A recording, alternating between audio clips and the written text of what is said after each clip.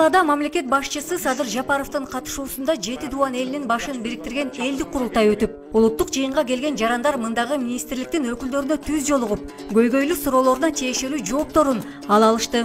Минкушта биздин өзгөчө кырдаалдар министрлиги баягы урандын калдыктарын тазалап атат. Анткени тоо урап келип басып кала турган положение келип калыптыр, аябай коркунучтуу болуп турат. Эгерде сайга кулап кетсе, тоо ар жагында жатат, хвостохранилище. Суу толот дагы бүтүндөй баягы урандын баарын алып келип туруп дарыяга куят, ошо менен анан Нарын дарыясына көкөмөрөн суусу менен ошо менен немеге мететте суу жараксыз болуп калат.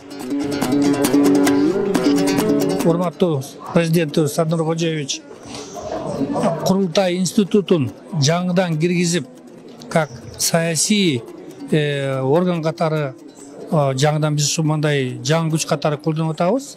Бул өз негизинде эң туура чечим болуп атат. Себеби дегенде негизинде ошо жерлерден карапайым элдин толугу менен ойлорун биз угуп атабыз.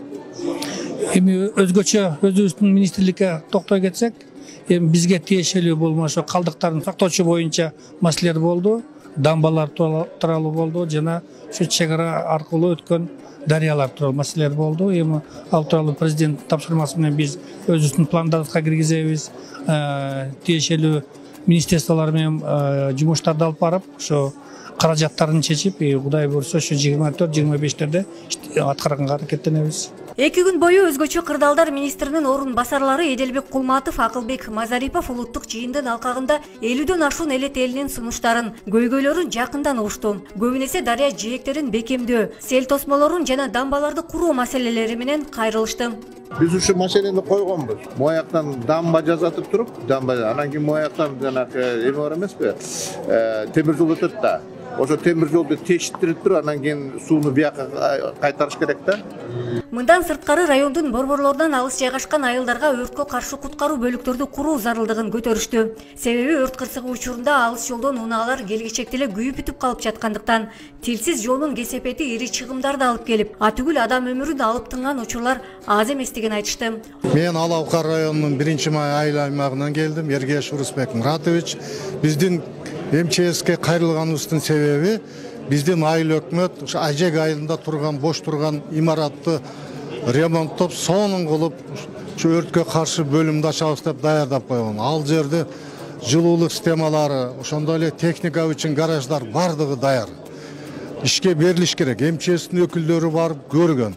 Бирок штаттык бирдиктин жоктугуна байланыштуу бул маселе чечилбей турат. Азыр мен МЧСтин өкүлдөрүнө кайрылдым. Алар айтып атат, ушу 1-2 айдын ичинде чечип беребиз дейт. Ошондой эле суу кырсыктарын алдын алуу үчүн Ысык көлдүн жээгиндеги жеке менчик пансионаттарды көзөмөлдөөнү өтүнүштү.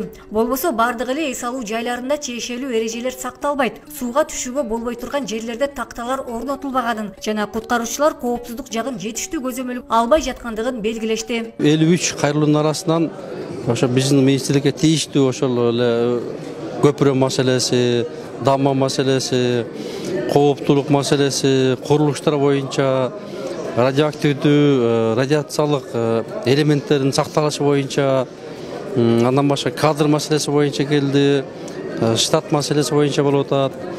Анын арасынан бүгүнкү күндө ошол маселенин ичинде эле бүгүнкү күндө чечилип аткан дагы маселелер бар. Андан сырткары былтыртан бери чечилбей келаткан маселелер бар. Алар эми чоң бюджет талап кылганда республикалык бюджеттин бөлүнүшүнө жараша чечилет. Ал эми калган биздин министрликтин деңгээлине күчү жеткенче элек маселелерди карап чыгып туруп, биз мына 1 айдын ичинде 24-жылга планга киргизүүгө аракет кылабыз.